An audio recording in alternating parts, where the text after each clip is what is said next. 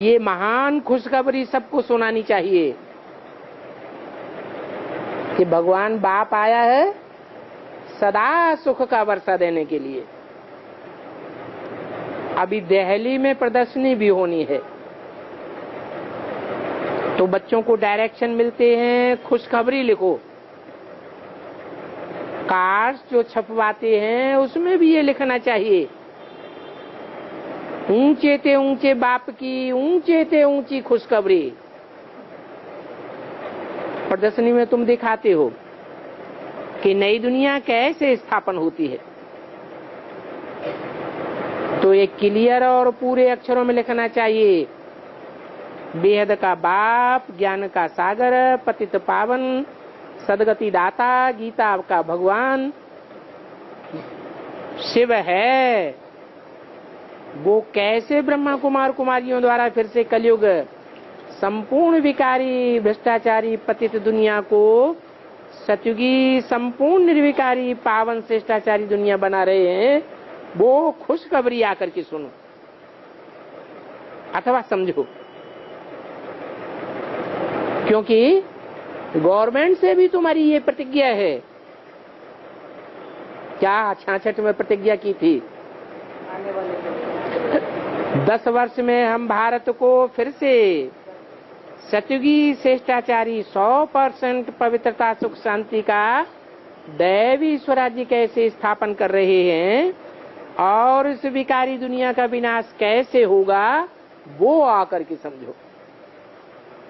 10 वर्ष में कौन सी विकारी दुनिया का विनाश होगा? 76 में कौन सी विकारी दुनिया का विनाश होगा, विघटन होगा? है जो इस ब्रह्मा के द्वारा पतित विकारी सृष्टि रची गई है, उस पतित विकारी सृष्टि का विघटन सन 76 से शुरू हो जाएगा। ये बात समझानी है, ऐसे क्लियर करके लिखना चाहिए कार्ड में।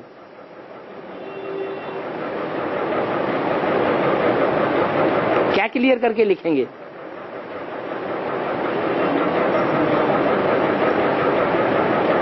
कि तथाकथित ब्रह्मा द्वारा जिस ब्रह्मा की पूजा नहीं होती है, मंदिर नहीं बनते हैं, मूर्तियां नहीं बनती हैं, उसका कारण तो पता चले। क्यों नहीं बनते हैं, क्यों नहीं पूजा होती है? क्योंकि उस ब्रह्मा के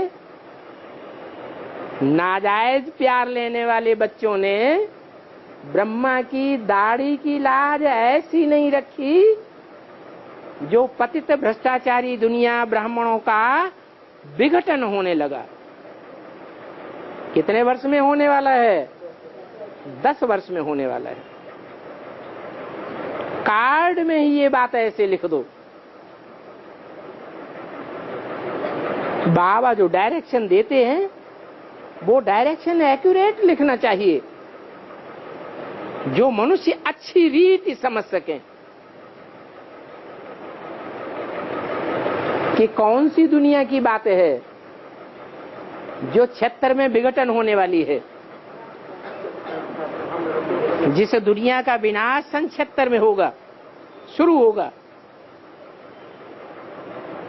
ये प्रजापिता ब्रह्मा कुमारियां और कुमार कल्प पहले मिसल ड्रामा अनुसार ये घोषणा करते हैं और समझाते हैं। कौन समझाते हैं? प्रजापिता ब्रह्मा कुमार कुमारियां समझाते हैं। परमपिता परमात्मा शिव की श्रीमत पर सहज राजयोग और पवित्रता के बल से अपने ही तन मन और धन से हम भारत को ऐसा श्रेष्ठाचारी पावन कैसे बना रहे हैं, सो आकर के समझो। हम गवर्नमेंट से या दुनिया वालों से कोई डोनेशन नहीं लेते हैं, इसलिए हमने अपनी संस्था को रजिस्टर्ड भी नहीं कराया। रजिस्ट्रेशन किस लिए कराते हैं? कि गवर्नमेंट से हमको कुछ मदद मिले। हम तो कोई से मदद लिए बगैर अपने ही तन मन धन से नई सतयुगी श्रेष्ठाचारी दुनिया की स्थापना के कार्य में लगे हुए। 76 में ये बात कैसे साबित करेंगे वो समझानी है।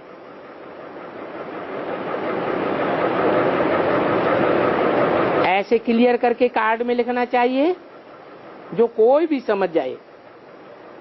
ये ब्रह्मा कुमारियां शिव बाबा की मत पर राम राज्य स्थापन कर रही है। ये है ब्रह्मा कुमारियां, वो नहीं। ये है ब्रह्मा कुमारियां राम राज्य स्थापन कर रही है। जो गांधी जी की भी चाहना थी, हद के गांधी जी की भी ये कहाँ चाहना थी कि राम राज्य हो, और बेहद के गांधी जी की भी यही चाहना थी कि राम राज्य हो। तो ये बात समझानी है कि राम राज्य राम ही स्थापन करेगा या कृष्ण की आत्मा स्थापन करेगी? जरूर राम की ही आत्मा राम राज्य स्थापन करेगी। दिल्ली में ओपनिंग भी जज द्वारा करा रहे हैं। क्या ये नई दुनिया की स्थापना और पुरानी दुनिया का विनाश, इसके लिए जो प्रदर्शनी होने वाली है ज्ञान रत्नों की, जड़ रत्नों की नहीं, ज्ञान रत्नों की जो प्रदर्शनी होने वाली है, उसकी ओपनिंग भी किसके द्वारा करा रहे हैं? जज द्वारा करा रहे।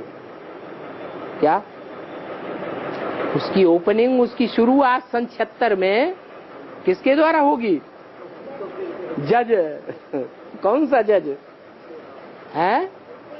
जो बड़े से बड़ा जज है, धर्मराज कहा जाता है। वो धर्मराज ही ये ओपनिंग करता है। ये भी इशारा दे दिया। वो धर्मराज बेहद का जो जज है, वो ही ऐसे कार्ड छपाता है और ओपनिंग करता है कि अब नई दुनिया की स्थापना और पुरानी ब्राह्मणों की दुनिया का विनाश कैसे होने वाला है।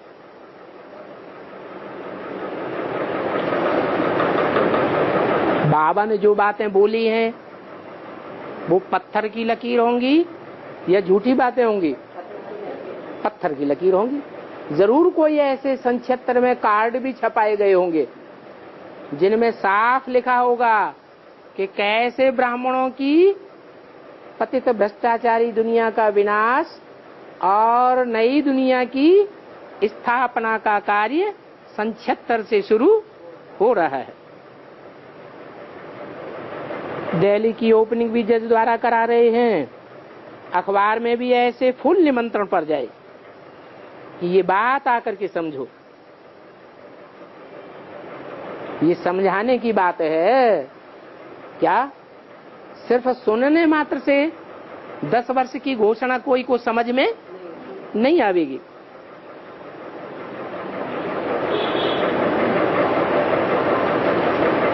जरूर ये समझाना है कि ब्रह्मा कुमार कुमारियां अपने तन धन से ये कर रही हैं, तो मनुष्य कब ऐसा न समझें कि ये कोई भीख व डोनेशन आदि मांगने आए हैं। क्योंकि दुनिया में तो सारे के सारे ही भीख या डोनेशन पर चल रहे हैं। क्या कौन सी दुनिया में चल रहे हैं भीख या डोनेशन पर? कौन सी दुनिया के लोग चल रहे हैं? ब्राह्मणों की दुनिया के। बेसिक ब्राह्मण में, ब्राह्मणों की दुनिया में जो भी है, जो भी कारोबार चल रहा है वो किस आधार पर चल रहा है? डोनेशन के आधार पर चल रहा है। और यहाँ तो सब है ही गृहस्थी, डोनेशन आदि की तो बात ही नहीं। यहाँ तुम कहते हो हम ब्रह्मा कुमारियां अपने तन मन से कर रही हैं, तो खुद ही स्वराज्य लेती हैं तो जरूर अपना खर्चा करेंगी। जो मेहनत करते हैं उनको 21 जन्म के लिए वर्षा मिलता है। भारतवासी 21 जन्म श्रेष्ठाचारी डबल सिर ताज बनते हैं। ये लक्ष्मी नारायण डबल सिर ताज है ना। कौन कौन सा डबल ताज? प्योरिटी का ताज भी धारण करते हैं और नई दुनिया की स्थापना की जिम्मेवारी का भी ताज धारण करते हैं। डबल ताजधारी हैं। अभी तो कोई भी ताज नहीं रहा है। ये बात भी अच्छी रीति समझाना पड़े। परंतु कार्ड में टू मच लिखत भी नहीं होनी चाहिए। लंबा चौड़ा कार्ड न हो। कैसा कार्ड हो? छोटा सा कार्ड हो। बाप समझाते हैं ऐसे ऐसे लिखो तो बेचारों को मालूम पड़े कि ये ब्रह्मा कुमारियां क्या कर रही हैं। बड़ों का आवाज होगा तो फिर गरीब का भी सुनेंगे, नहीं तो फिर गरीब की कोई बात नहीं सुनते हैं। साहूकार का आवाज झट फैल जाता है। तुम सिद्ध करके बताते हो हम खास भारत को स्वर्ग बनाते हैं और बाकी सबको भारत को खास स्वर्ग बनाते हैं और बाकी सबको शांति धाम भेज देते हैं। समझाना भी ऐसे है कि भारत 5000 वर्ष पहले ऐसा था। अभी तो कलयुग है, वो सतयुग था। अब बताओ कि सतयुग में कितने आदमी थे? हा?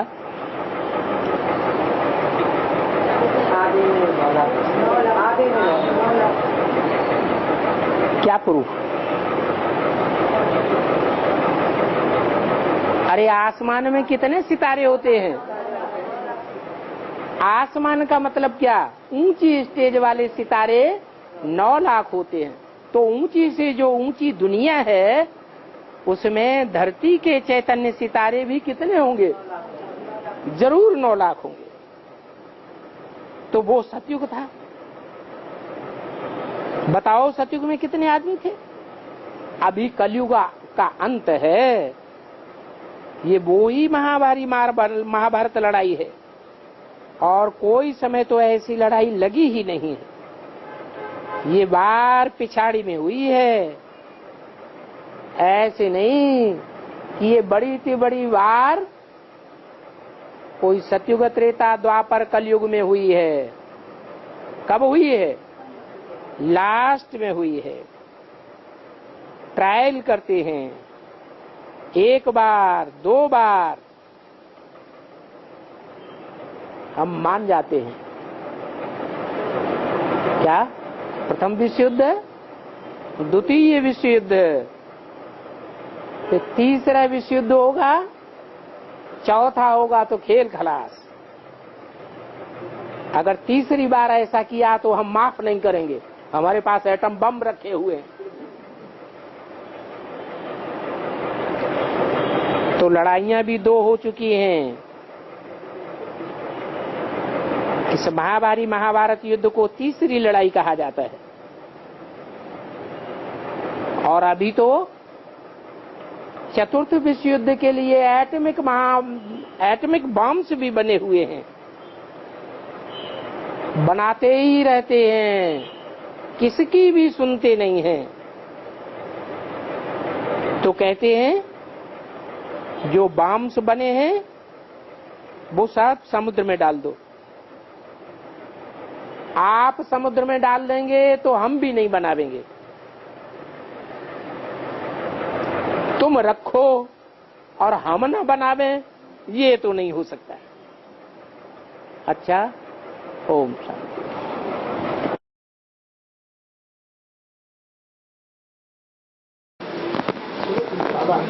हाँ जी। बोला जब अंत में होगा बारिश होगी, बोला कि जो तैरना, जिसको तैरना आता है मतलब अलग अंत में अलग अलग प्रकार का और भी ज्ञान निकलेगा। अलग अलग प्रकार का ज्ञान निकलेगा। अभी नहीं निकल रहा है। हमारा जोर से निकल जाएगा, तभी बोला ना। जब ज्यादा बरसात होती है तो उस बरसात के पानी में मिट्टी मिलती है कि नहीं? तो देह अभिमानी की मिट्टी मिल जाती है तो वो जल दूषित हो जाता है, अंधा बनाता है या सोझरा बनाता है? अंधा बनाता है। लेकिन जो ज्ञानी होंगे एक बाप के ही बने हुए होंगे, उनको वो अंधेरा जल असर नहीं करेगा। जो हंस हैं वो निर्क्षीर विवेकी होते हैं। क्या ज्ञान है, कौन सी बात ज्ञान की है और कौन सी बात अज्ञान की है, उनको पता लगता है। और निश्चय पथ में हम लिख के तो देते हैं कि जगत पिता जगदम्बा को माँ माना। तो बाबा को स्वीकार हुआ कि नहीं हुआ, ये हमको कैसे मालूम चले? तुमने माना है, तुम अपनी बात पे पक्के रहो। है? तुमको पक्का रहना है कि नहीं रहना है? तुम पक्के रहो। माया परीक्षा लेगी, फिर बाप भी तुमको मान लेंगे। माया परीक्षा लेना बंद कर दिया या चालू है? फाइनल पेपर हो गया। तो फाइनल पेपर होने से पहले ही बाबा तुम्हें स्वीकार कर ले कि हाँ तुम बच्चे हो। हाँ, जिन बच्चों को बाबा स्वीकार करते जाते हैं उनका रिजल्ट निकलता जाता है या नहीं निकलता जाता है? उनका रिजल्ट भी निकलता जाता है। हाँ, भोग लेकर वतन में जाती है, तो वो कौन सा वतन में जाती है? जब आप स्वप्निल संसार में सो जाते हैं तो आप कौन से वतन में चले जाते हैं? हैं? सपनों की दुनिया में जाते हैं कि नहीं जाते हैं? तो कौन सी दुनिया है? वो सूक्ष्म वतन है। सूक्ष्म शरीर से आत्मा उड़ जाती है। ऐसे नहीं कि शरीर निर्जीव हो जाता है, नहीं, मन बुद्धि रूपी आत्मा इस स्थूल शरीर से बाहर निकल जाती है। बाबा, हाँ, जन्म के संस्कार इस जन्म में कैसे मिटा सकते हैं? जन्म के संस्कार इस जन्म में कैसे मिटा सकते हैं? याद से। किसकी याद से? जो पुनर्जन्म में आता ही नहीं उसकी याद से भस्म होंगे। जो पुनर्जन्म में आते हैं अगर उनकी याद करते रहे तो वो पूर्व जन्म के पाप बढ़ेंगे या घटेंगे? और जास्ती बढ़ते रहेंगे।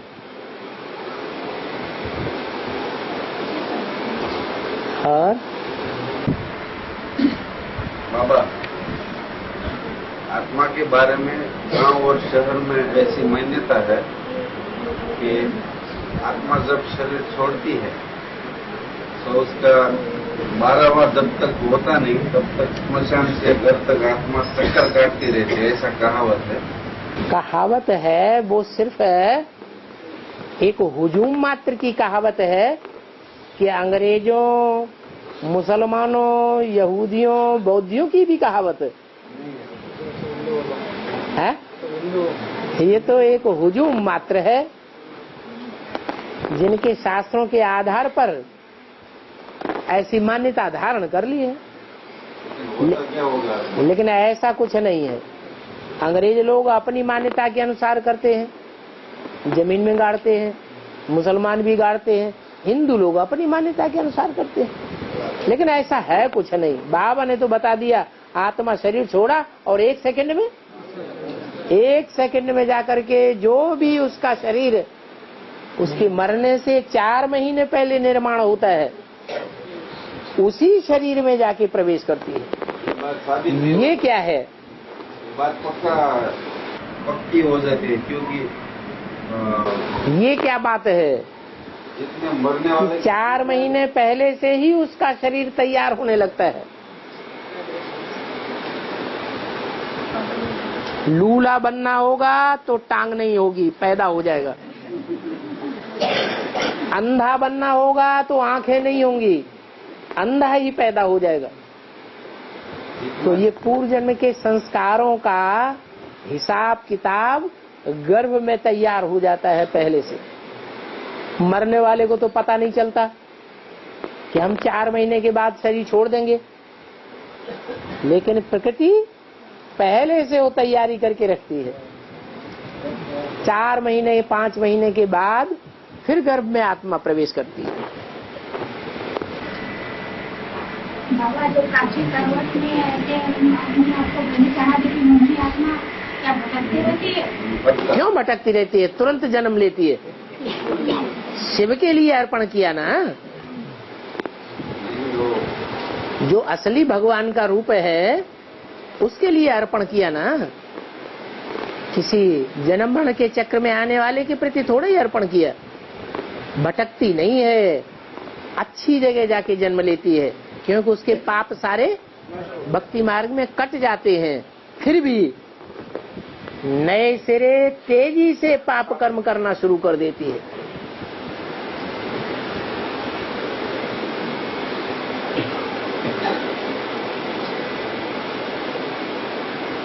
और दीर्घायु जो होता है, दीर्घायु होते हैं, हाँ, वो देवताओं से ज्यादा, देवता कर्म वाला का ज्यादा होता है ना असुरों का ज्यादा होता है? एक वार्तालाप में बोला असुरों का ज्यादा होता है, एक वार्तालाप में ऐसा बोला असुर लोगों का ज्यादा उम्र होती है, एक वार्तालाप में सोचा कि देवता लोगों का ज्यादा उम्र होती है। आज की दुनिया में असुर कौन है और देवात्माएं कौन है और कहाँ है ज्यादा? आज की दुनिया में हम जानते हैं असुर वो हैं जो दुनिया को दुख देने के लिए एटम बम बना चुके हैं। वो कौन से देश में है? रसिया में है। उनकी उम्र ज्यादा है, 125 से 150 साल तक कोई की होती है। तो असुर हैं या देवताएं हैं? वो असुर है। आज की दुनिया में ही पता लगा लो कौन असुर है और कौन देवता है। और राम वाली आत्मा को 6-7 साल बताया गया है। राम वाली आत्मा को आदि क्या 6-7 साल बताया गया है ना? हाँ, तो यज्ञ हिस्ट्री में उनका नाम ही क्यों नहीं? यज्ञ की हिस्ट्री में उनका नाम बीके वालों ने, हाँ, बीके वालों ने नहीं बताया। नाम नहीं बताया। मुरली में भागीदार का तो नाम आया है, लेकिन दादी की बात कौन मानता है? दुनिया दादी की बात मानेगी? आप दादी की बात मानेंगे? जो दादा के बच्चे होंगे वो दादी की बात मानेंगे? दादा है या नहीं है? दादी तो मर मिलाई गई, दादा अभी है या चला गया? फिर उसकी बात मानो ना। दीदी दादी दादाएं तो पता नहीं जाने कितना झूठ खंड के हैं या सचखंड के हैं, है? वो 16% 100% 16 कला संपूर्ण सचखंड में जाने वाले हैं, है? वो 16 कला संपूर्ण सचखंड में जाने वाले हैं ही नहीं, तो वो सच्ची बात बताएंगे कैसे? सच्ची बात तो मुरली बताती है। ब्रह्मम वाक्यम जनार्दनम, जो ब्रह्म वाक्य कहा जाता है, पत्थर की लकीर, वो बाबा की वाणी है, जो वाणी टैप रिकॉर्डर में टैप की हुई पड़ी है। उस वाणी में बोला है 10 वर्ष से रहने वाला कोई बाबा था, बाबा के साथ था भागीदार, जो 10 वर्ष से उनकी दुकान संभाल रहा। भागीदार का जिक्र मुरलियों में आया है कि नहीं? आया है। और लौकिक पढ़ाई के साथ आध्यात्मिक पढ़ाई का बैलेंस हो सकती है? कहाँ आत्मा की 84 जन्मों की प्राप्ति आत्मा प्राप्त करे, और कहाँ शरीर एक जन्म की प्राप्ति, वो भी प्राप्ति हुई। कितने लोग हैं जो वकालत पास कर लेते हैं? कितने लोग हैं जो डॉक्टरी की डिग्री 5 साल प्राप्त कर लेते हैं, फिर डॉक्टर बन जाते हैं क्या? वो भी बने न बने। फिर कोई वकील 4 आने कमाता है, कोई 1 रुपया कमाता है, कोई लाखों रुपया एक ही पेशी में लाखों रुपया कमा लेता है।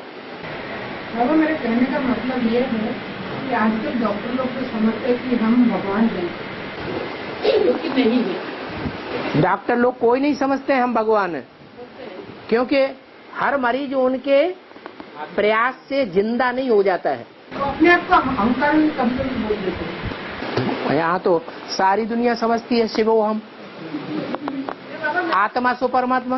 उनको पढ़ाने के लिए एक मेरे सुझाव मेरे मन में आया पुस्तक, जैसे कि उन्होंने बोला आज की मेडिकल फील्ड में बहुत में कुछ एक जिस्मानी डॉक्टर ने पूछेंगे, मेडिकल फील्ड में इतना प्रोग्रेस किया है, हमारे जैसे आत्मा के पूर्वज है ऐसे हमारे पढ़ में भी पूर्वज है, उनको लेके घेटा बना देते हैं ऊन देने के लिए।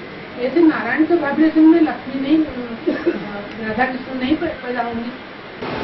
एक टाइम ऐसा आने वाला है कि साइंस और साइलेंस एक ही बिंदु पर जाकर मिल जावेंगे।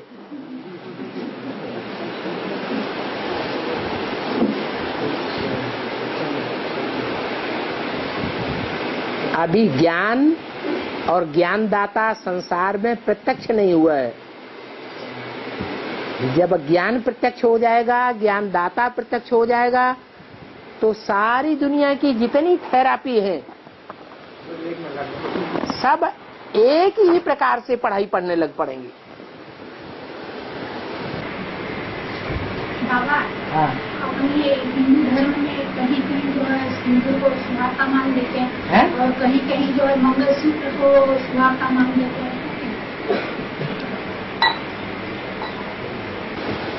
माने माताओं की बात बता रहे हैं। माताओं में ऐसा जब शादी होता है तो कहीं कहीं जो सिंदूर पहना के जाती है, और कहीं कहीं जो है मंगलसूत्र पहना के करती है। दक्षिण भारत में मंगलसूत्र ज्यादा चलता है। क्या? गले में मंगलसूत्र डाला जाता है, और उत्तर भारत में मंगलसूत्र इतना नहीं चलता है। वहाँ सौभाग्य की निशानी ये और ये इसको मानते हैं।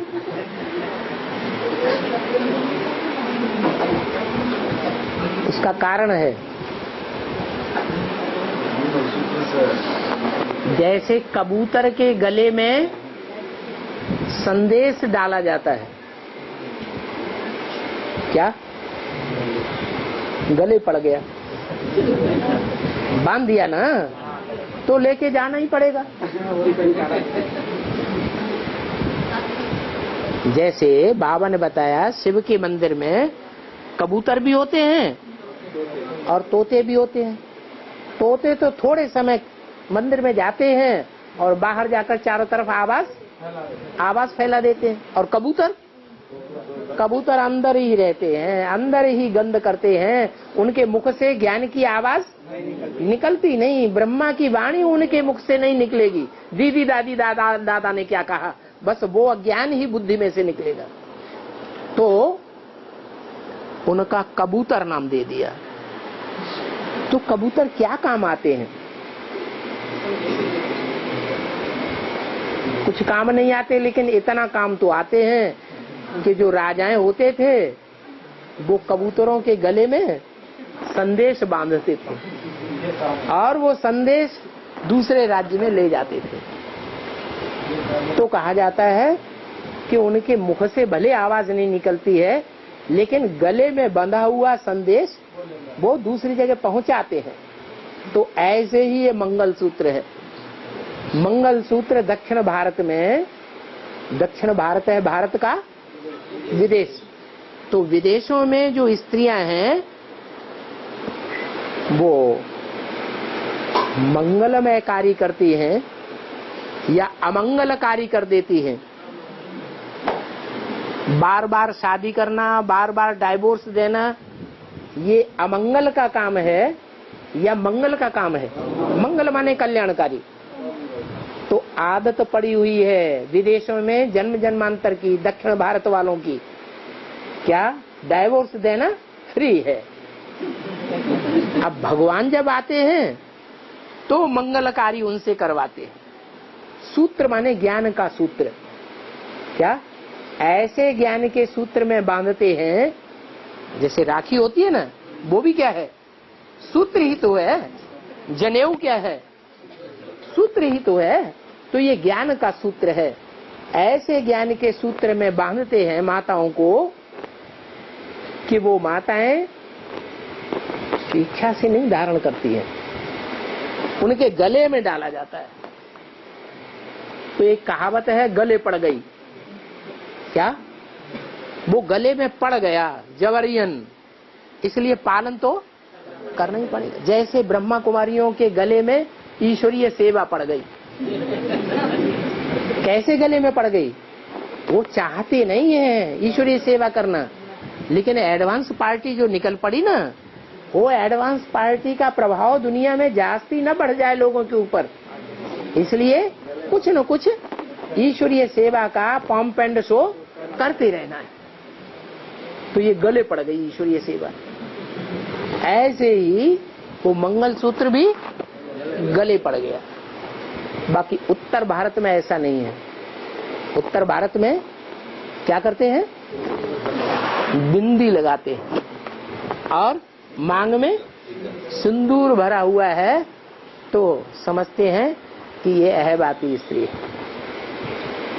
अगर सिंदूर नहीं है तो समझते हैं कि ये विधवा है। ये सिंदूर क्या है, जैसे तलवार से किसी का सर काटा जाए, तलवार सर में मारी जाए तो खोपड़ा फटेगा ना, उसमें से लाल रंग निकलेगा। जो संकल्पों का खून निकलेगा वो लाल लाल इंगुर जैसा हो गया। तो ये भारत में फाउंडेशन पड़ता है। जो देवी महाकाली पूजी जाती है, या जो भी देवियां पूजी जाती हैं, उनको सिंदूर होता है या नहीं होता है? है? सबको सिंदूर होता है, सिंदूर लगाया भी जाता है। लेकिन वो देवियां पूजी जाती हैं किस समय की यादगार है? संगम युग में किस समय पूजी जाती हैं? सीधी के चित्र को याद करो, है जब बाप गुप्त होता है तो बाप शक्तियों को प्रत्यक्ष करते हैं संसार में। असुर संहारिणी जो गाई हुई है उनको प्रत्यक्ष कर देते हैं। तो प्रत्यक्ष होने पर वो शक्तियां पूजी जाती हैं। पूजी जाती हैं, जब उनकी पूजा होती है तो उस समय वो भगवान को पहचानती हैं या भगवान गुप्त होता है? उस समय भगवान गुप्त होता है। जिस समय भगवान प्रत्यक्ष होता है संसार में, तो फिर उनकी डूबीजा हो जाती है। सही ज्ञान उसी समय बुद्धि में बैठता है। जैसे महाकाली है, महाकाली 100% असुर संहारिणी है और देवियों के मुकाबले। तो महाकाली भगवान के अनुकूल काम करती है या प्रतिकूल काम करती है? कैसे?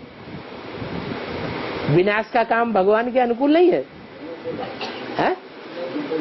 अनुकूल है, लेकिन जो ज्ञान सुनाएगी वो अज्ञान सुनाएगी कि ज्ञान सुनाएगी?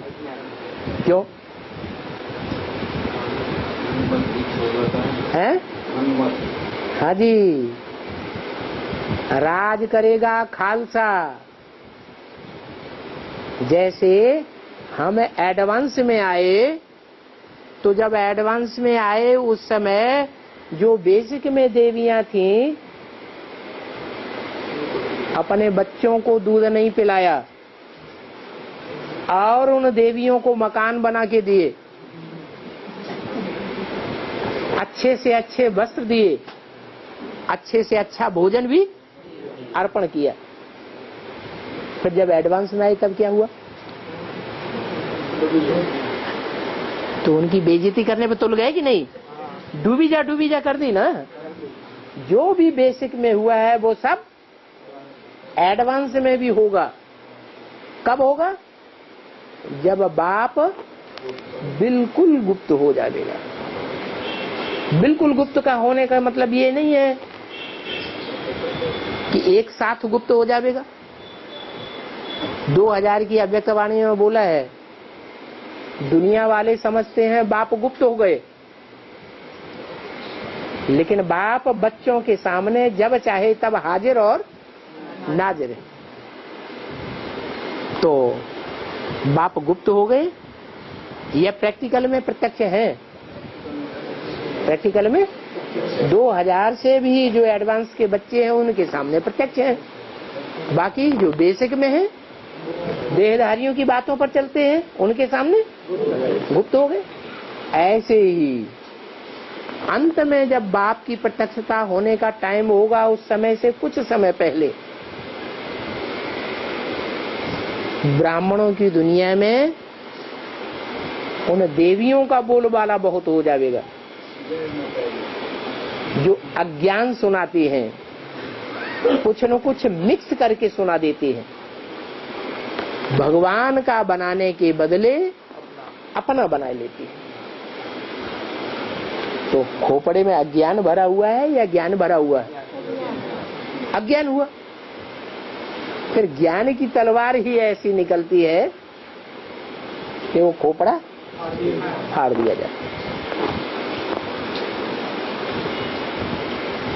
इसलिए देवियां हैं जिनके मंदिर में खोपड़ा फाड़ा जाता है।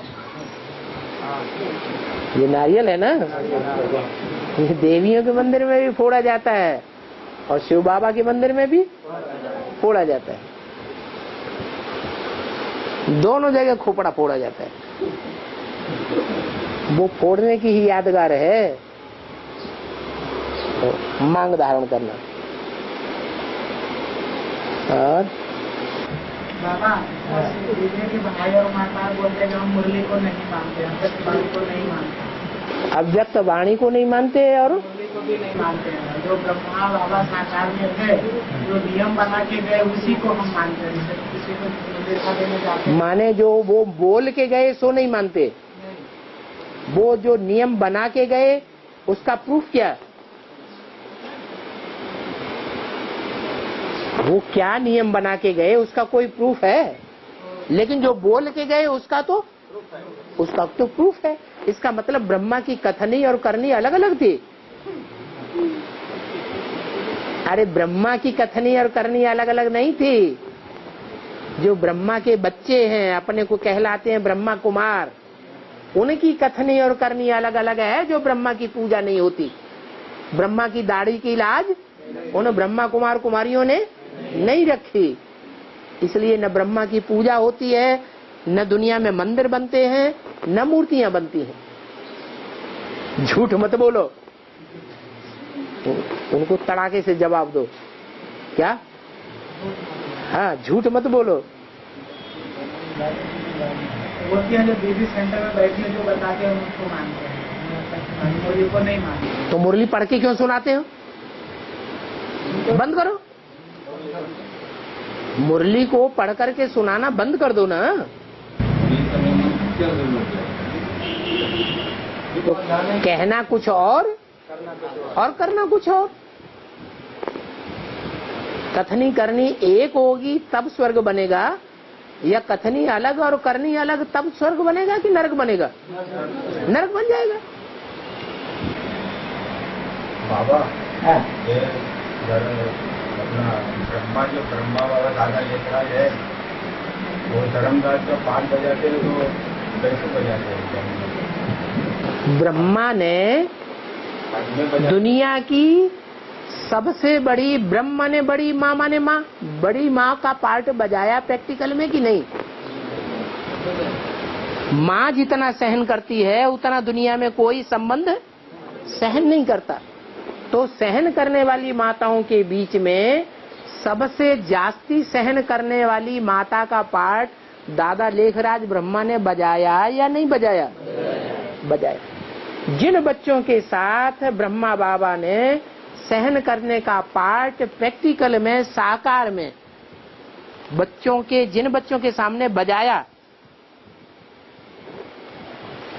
उन बच्चों ने बाबा को दुख ही दिया या सुख ही हमेशा दिया? दुख दिया। क्योंकि अनेक धर्मों के बच्चे ब्रह्मा की गोद में पले हैं।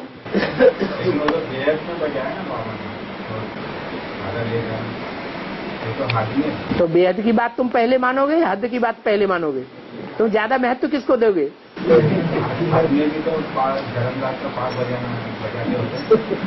अरे वो भी बेहद का कहा जाएगा। वो सारी दुनिया के लिए धर्मराज होगा कि 2-4 के लिए धर्मराज होगा?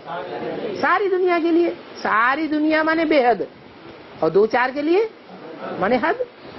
तो ब्रह्मा की सोल सहन शक्ति में सबसे आगे चली गई। जो जगदम्बा है उसने भी सहन शक्ति का पार्ट नहीं बजा पाया उतना जितना ब्रह्मा ने बजाया। लेकिन बच्चों की गारंटी नहीं है। बच्चों ने ब्रह्मा बाबा को दुख दिया होगा या नहीं दिया होगा? दिया। तो हिसाब किताब सतयुग में जाके पूरा होगा या यहीं पूरा होगा? कहाँ पूरा होगा? अरे बोलो तो। यहीं पूरा होगा। तो वो जो हिसाब है पिछला, इसी जन्म का, ब्राह्मण जन्म का, वो हिसाब पूरा करने के लिए ब्रह्मा की ही आत्मा को शरीर छोड़ने के बाद जब उनका पार्ट आएगा और जब बाप का पार्ट आएगा सदगुरु का, तो ब्रह्मा की सोल हिसाब किताब उन बच्चों से पूरा करेगी या नहीं करेगी?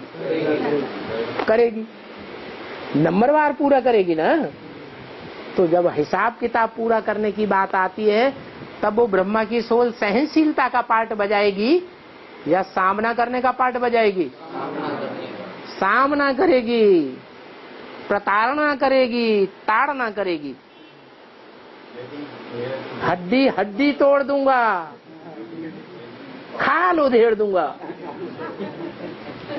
जिन बच्चों ने ब्रह्मा बाबा के साथ बद इखलाकी की, यदि तो 500-700 करोड़ मनुष्य आत्मा है, वो सारी ब्राह्मण बनेंगी एक दिन। प्रजापिता ब्रह्मा को पहचानेंगी कि नहीं? सारी मनुष्य सृष्टि का जो बाप है, ब्रह्मा आदम प्रजापिता या आदि देव आदिनाथ है, उसको 500-700 करोड़ मनुष्य आत्माएं पहचानेंगी या बिना पहचाने परम धाम में चली जाएंगी? पहचानेंगी। झाड़ के चित्र में ऊपर रखा हुआ है चित्र, वो निमित्त है मुक्ति के। तो सारी दुनिया की या मनुष्य आत्माएं जब पहचानेंगी तो ब्राह्मण कही जाएंगी या गैर ब्राह्मण है, शूद्र है, ब्राह्मण बनेंगी। और ब्राह्मण बनने के बाद ही फिर उनके कर्मों का जो लोखा जोखा बचा हुआ है, पुरुषार्थ पूरा नहीं किया है, तो सजा खाएंगी। तो सजा देने का निमित्त बाप नहीं बनेगा। बाप तो प्यार का सागर है या मार का सागर है? बाप तो आदि में भी प्यार का सागर था, अभी भी प्यार का सागर है और अंत में भी प्यार का सागर है। कैसे? जो बच्चे याद करेंगे उन बच्चों को सहयोग देगा। याद ही नहीं करेंगे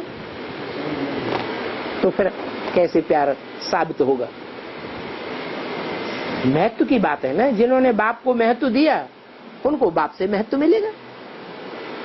बाकी धर्मराज किसी को छोड़ने वाला नहीं है। 500-700 करोड़ जो मनुष्य आत्मा है, उनके साथ ब्रह्मा बाबा का हिसाब किताब में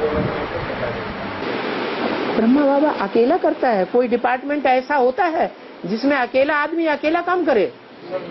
अरे बड़े बड़ों को मुंडी पकड़ेगा पहले? बड़ों की मुंडी बड़ा पकड़ेगा या छोटा पकड़ेगा? तो वो बड़े से बड़ा धर्मराज है, उसके हैंड्स भी हैं जो छोटे छोटे हैंड्स हैं वो छोटे छोटों को पकड़ेंगे। सबको सजा देगा 8 को छोड़ के। जो 8 सूर्यवंशी हैं पक्के, उनको छोड़ के सबको सजा देगा। हैं? चंद्रवंशी? हाँ, जो जज होता है और जज का बच्चा हत्याएं करना शुरू कर दे, तो जो सच्चा जज होगा वो अपने बच्चे को छोड़ देगा? नहीं।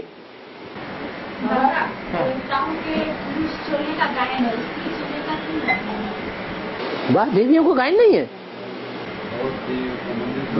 नारायण देवता का गायन है, लक्ष्मी का गायन नहीं है? नारायण के साथ लक्ष्मी की पूजा नहीं होती है? देवताओं का पुरुष चोले, देवता लोग के पुरुष चोले का गायन है, लेकिन जब वो स्त्री चोले में आते हैं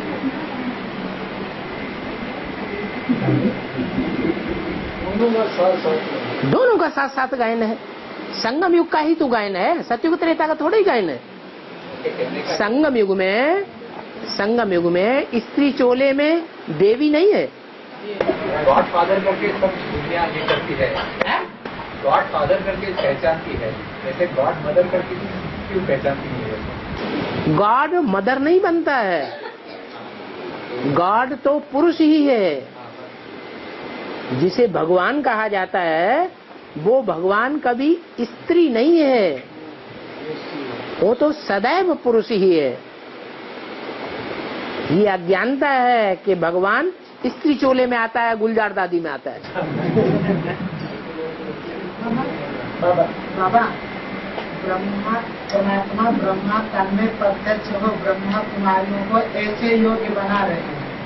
कौन सी ब्रह्मा कुमारियों को ऐसे योग्य बना रहे हैं? प्रजापिता ब्रह्मा कुमार कुमारियों को योग्य बना रहे हैं। परमात्मा ब्रह्मा तन में, हाँ, ब्रह्मा तन में प्रवेश। ब्रह्मा कोई एक नहीं है, ब्रह्मा अनेकों के नाम है। उन ब्रह्मा नाम का धारियों में पहले नंबर का ब्रह्मा कौन है? जो मुरलियों में आया है, ऐसे ऐसे बच्चे थे जो मम्मा बाबा को भी दिल सिखाते थे, टीचर बन करके बैठते थे मम्मा बाबा के। तो मम्मा बाबा बड़े ब्रह्मा हुए या उनसे भी बड़ा ब्रह्मा कोई और था? ना और था। बाबा इसमें कौन से ब्रह्मा कुमारी मुझे लगे तो बीके में हो गए थे, बेहद के हो गए, बीके में बेहद के हो गए। एडवांस में भी ब्रह्मा कुमारी और बीके में ब्रह्मा कुमारी। हाँ, ये प्रजापिता ब्रह्मा कुमारी है। ये तो बाप को भी जानते हैं और माँ को भी जानते हैं। अपने टाइटल से पहले माँ बाप दोनों का नाम रखते हैं। ये प्रवृत्ति मार्ग के हैं और वो निवृत्ति मार्ग के हैं। वो अपनी अम्मा को जानते हैं लेकिन बाप को जानते ही नहीं। हाँ, सदगुरु का बाप ने बोला, बाप हमेशा प्यार का पाठ बजाता है। हाँ, सदगुरु का पाठ बजाएगा तो एक पॉइंट का 2 ही सदगुरु का पाठ बजाएगा तब लोग को ही देखेगा, प्यार नहीं करेगा। 8 हैं बच्चे की नहीं कि चच्चे बन के बैठते हैं? 8 है सदैव बच्चे ही हैं या बाप के चच्चा बन के बैठते हैं? बच्चे ही, तो उनको तो प्यार ही करेगा। बाबा, हाँ, हम यहाँ से उसमें गए थे सेवा के लिए, यूपी में यूपी सेंटर पे गए थे। तो गुप्त ऋषि ज्ञान से समझना चाहते हैं ब्रह्मा कुमारी, लेकिन अगर उनको बता दो कि हम संस्था वाक्य बोलते आए हैं तो बोलते हमें नहीं मानते। गुप्त में रहो तो सुनने के लिए वो तैयार है। गुप्त में क्या है? गुप्त उनको मत बताओ कि हम एडवांस नॉलेज हमको है या तो पहचान नहीं लेते हैं क्या? जानकारी लेना चाहते हैं वो, लेकिन आपने तो जानकारी लेना चाहते हो, पकड़ में तो उनको आ जाता है फिर भी वो समझना चाहते हैं, तो उनको क्या करना है? समझना चाहते हैं। वो असिस्टेंट ब्रह्मा कुमारियां हैं कि इंचार्ज ब्रह्मा कुमारियां हैं? इंचार्ज भी है और असिस्टेंट भी है। तो अगर तुमसे समझना चाहते हैं तो तुम उनको अकेले में समझाओ। मेरी मत नहीं है, मेरी मत नहीं। ये कोई किसने कहा कि नहीं ज्ञान मत सुनाओ किसी को? हमारा ज्ञान सुनाने के लिए भी कोई दुश्मन और दोस्त देखा जाता है क्या? है? ज्ञान सुनाने के लिए, ईश्वर का ज्ञान सुनाने के लिए भी कोई दोस्त और दुश्मन की दृष्टि से देखना होता है? सब दोस्ती है। भगवान का ज्ञान तो सबको देना है। सबका सुधार ज्ञान से ही होगा या अज्ञान से होगा? ज्ञान से ही होगा। लेकिन मूर्ति में तो बोलते हैं कि पुरुष माताओं को अकेले ज्ञान नहीं दे सकते। ये बोला है माताएं माताओं को सुनाएं और पुरुष पुरुषों को सुनाएं।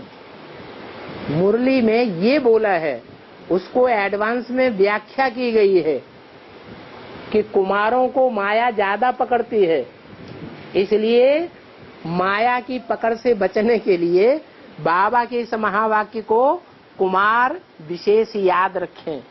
क्या महावाक्य? क्या महावाक्य? कि पुरुष पुरुषों को समझाएं, स्त्रियां स्त्रियों को समझाएं, तो माया का परछावा नहीं पड़ेगा। और कन्याओं के लिए ये डायरेक्शन है कि कन्याएं अकेले इधर उधर सारी दुनिया में न घूमती फिरें ज्ञान देने के लिए। कन्याओं के साथ एक ढाल जरूर होनी चाहिए। ढाल कौन सी? माता की ढाल। माता की ढाल साथ में होगी तो फिर जो विकारी है वो वार नहीं कर सकेंगे। तो इससे क्या गलत है? डायरेक्शन है तो अच्छा है। हाँ। और मिट्टी में जो स्पिरिचुअल प्रोग्रेस के लिए एक्सरसाइज देते हैं। नहीं बैठे रहिए, कोई नहीं। में आता है ये एक्सरसाइज करो, अपना मार्क्स रखो, उनको सब पॉइंट्स देते हैं। हाँ। स्पिरिचुअल आध्यात्मिक उन्नति के लिए। हाँ। तो हमारे एडवांस अलग के लिए कुछ उन्नति के लिए कुछ मापदंड है नहीं चल रहा है। तो हम कैसे एक्सेस करेंगे? सच्चे गीता खंड के पॉइंट्स नहीं चल रहे हैं सुनाने के लिए। एक्सरसाइज है हमारे लिए। हाँ तो वो एक्सरसाइज ही हुई ना। आप सुनाइए उन पॉइंट्स को, पॉइंट्स भी सुनाइए, पॉइंट्स का अर्थ भी समझाइए। हाँ। और सती में जब 10 प्रजापिता ने यज्ञ रचा तो सती को आमंत्रण, शंकर को आमंत्रण नहीं किया गया। हाँ। सती गई थी। हाँ। उनका अपमान हुआ तो यज्ञ की 10 प्रजा में कूद गई। हाँ। तो बताया गया शंकर ने उनकी लाश को लेकर पूरे विश्व में है। हाँ। और अपने ज्ञान में कहाँ से टेक होता है? ज्ञान में अभी ज्ञान का पूरा चक्कर चल गया क्या? हाँ? नहीं चला ना। शंकर का पाठ कर रहा है तो सती की लाश को लेकर घूमने वाली जो बात है ये कैसे टेली होता है? ये ज्ञान में टैली होगा तब जबकि पूरा चक्र घूम जाए। अभी यज्ञ विध्वंस हो गया क्या? यज्ञ तो चल रहा है ना। हाँ? नहीं होगा तब तो उनको यज्ञ सफल नहीं होगा। हाँ जी, तब सफल होगा। हाँ। मान्यता के पीछे कुछ कारण होता है। किसी मान्यता के पीछे कुछ कारण होता है। हाँ। तो ये गीता में जो लिखा है सर्वोपरि युगे युगे, हाँ, तो उसके पीछे क्या बेहद में कारण है? यही कारण है कि संगम युग में जब बाप आते हैं तो सतयुग देवताओं वर्ण की भी शूटिंग करते हैं। उसका टाइम है 16 वर्ष। सन 60 से लेकर के जब से चित्र निकले हैं तब से ब्राह्मणों की जनसंख्या बढ़ोतरी शुरू हुई। उससे पहले 9 लाख के 9 लाख ही निकले, ज्यादा ने ज्ञान नहीं उठाया। फिर सन 60 से लेकर के बढ़ोतरी शुरू हुई तो सन 73 तक जो पहला मेला हुआ है दिल्ली का, उसमें ज्ञानामृत पत्रिका में ये घोषणा की गई कि 1 करोड़ लोगों को अभी तक संदेश मिला है। इसका मतलब ये हुआ कि 76 तक जो 40 साल पूरे हो रहे हैं और 16 साल पूरे हो रहे हैं जनसंख्या वृद्धि के हिसाब से, और 73 से लेकर के बड़े बड़े शहरों में आवृत्ति होने लगी। दिल्ली को सब फॉलो करते हैं तो बड़े बड़े शहरों में बड़े बड़े मेले होने लगे। 73 से लेकर 76 तक पूरा होते होते 1 करोड़ मनुष्य आत्माओं को और संदेश मिलना बड़ी बात हो गई क्या? वो भी संदेश पूरा हुआ तो 2 करोड़ मनुष्य आत्माओं को सन 76 तक संदेश मिल गया। ब्रह्मा के 100 साल वो सतयुगी शूटिंग के पूरे हुए। ये 100 साल पूरे होना माना सतयुगी देवता वर्ण की आत्माओं की शूटिंग पूरी हुई। 2 करोड़ जनसंख्या बताइए, 2 करोड़ जो जनसंख्या बताई थी वो भी पूरी हो गई। तो सतयुग की शूटिंग जब पूरी हुई तो कौन सी युग की शूटिंग शुरू होती है? त्रेता की। त्रेता में चक्कर में कौन सी आत्मा दिखाई गई है? राम सीता दिखाई ना, तो वो ही राम सीता का कार्यकाल शुरू हो गया। राम वाली आत्मा रंगमंच पर आ जाती है और त्रेता युग की शूटिंग शुरू हो जाती है। तो सतयुग आदि में राधा कृष्ण वाली आत्माओं का कार्यकाल रहा आदि से लेकर सतयुग अंत तक, और त्रेता के आदि से शूटिंग पीरियड में राम वाली आत्माओं का कार्यकाल है। भक्ति मार्ग में मान्यता है कि कलयुग से द्वापर की आयु दुगुनी और त्रेता की आयु तिगुनी और सतयुग की आयु 4 गुनी। तो जनसंख्या वृद्धि के हिसाब से सतयुग की आयु 60 से लेकर के 76 तक 2 करोड़ बताई गई ना। आयु 16 साल, 60 से लेकर 76 तक 16 साल। अब उसमें 4 हिस्से करो, 16 साल के 4 हिस्से माने एक हिस्से का 4-4 साल हुआ, तो त्रेता की आयु कितनी हुई? 12 वर्ष। 76-77 से लेकर के 87-88 तक ब्रह्मा की 100 साल दादा लेखराज के पूरे हो जाते हैं, क्योंकि उन्होंने मुरली चलाना शुरू किया था 47 से। उससे पहले ब्रह्मा बाबा मुरली नहीं चलाते थे। मुरली चलाते हैं माने इससे साबित हो गया कि उनमें शिव बाबा ने प्रवेश किया। तो 86, 87, 88 ये 3 साल में से एक सीजन में ब्रह्मा बाबा बिल्कुल नहीं आए, माने ब्रह्मा बाबा ने अपनी सारी ताकत एडवांस पार्टी में लगा दी,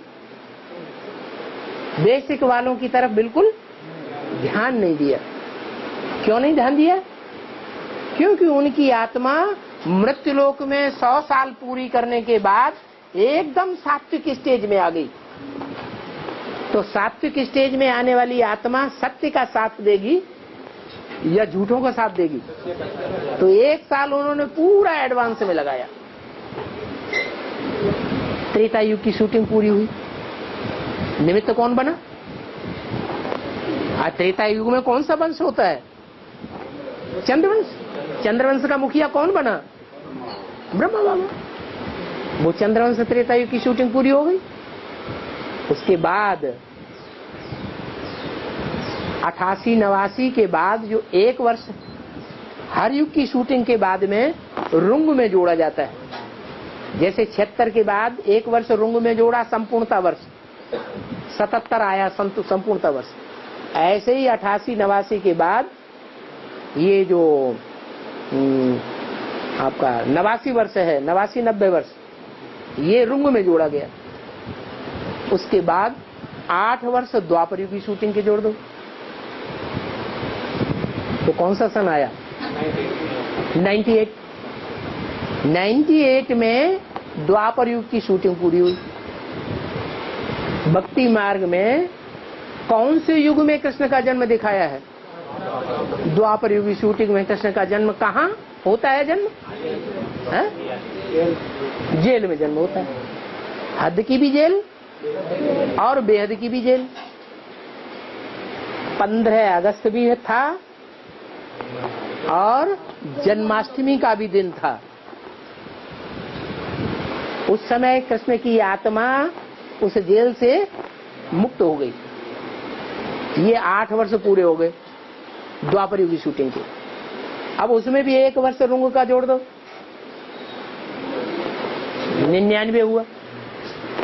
वहां से लेकर के 2000 से लेकर के 4 वर्ष जो कलयुग की शूटिंग है वो 2003 में पूरी हो जाती है। 1 वर्ष रुंग का जोड़ दूं, 2004 के बाद जो अव्यक्तवाणी चली, उस अव्यक्तवाणी में बाबा ने बोला है जो कोई भी ब्रह्मा कुमार किसी जोन ने, ब्रह्मा कुमार कुमारी ने जो सेवा नहीं की है, वो असली सेवा अब अफ्रीका ने शुरू की। जो वैष्णो देवी का पार्ट है, जो सन 76 से ही प्रत्यक्ष हो चुका था, वो विष्णु का पार्ट शुरू होता है। तो 33 साल ब्रह्मा के सन 68 तक, 68-69 से लेकर के 2003-04 तक 30-33 साल शंकर के, दूसरी मूर्ति के, और उसके बाद तीसरी मूर्ति का कार्यकाल शुरू हो जाता है। तो अब समझ में आ गया कि संभवामि युगे युगे गीता में क्यों लिख दिया गया। ये शूटिंग युग काल की बात लिखी गई है या सत्ययुग त्रेता की बात लिखी हुई है? शूटिंग पीरियड की बात लिखी हुई है, उसको उन्होंने सत्ययुग त्रेता में समझ लिया शास्त्रकारों ने। तो ये समझने और समझाने वालों की गलती है या गीता की गलती है? क्या कहें? समझने समझाने वालों की गलती है। गीता में तो सही लिखा हुआ है संभवामि युग, माने हर युग की शूटिंग में मैं प्रत्यक्ष होता हूँ। सत्युग, हाँ बाबा दे रहे हैं बाबा पानी देखिए, एक 10 हो गया जी। गाली भी देते हैं, मिलना भी चाहते हैं, मिलना चाहिए तो मिलते। तो ऐसे ही है जैसे बम्बैया वालों ने गीत बना दिए हैं, मिलो न तुम तो हम घबराएं, मिलो तो आंख चुराएं, हमें क्या हो गया है। हाँ। कोई बच्चे नहीं चाहते कि अपने माता पिता अलग रहे। हाँ। मन से भी वैसे भी तो है, मतलब जगत पिता और जगदम्बा में 16 कौन बच्चे करवाएगा है? मतलब दोनों में जो कोई न करे वो तुम करवाओ। हाँ, ओम शांति।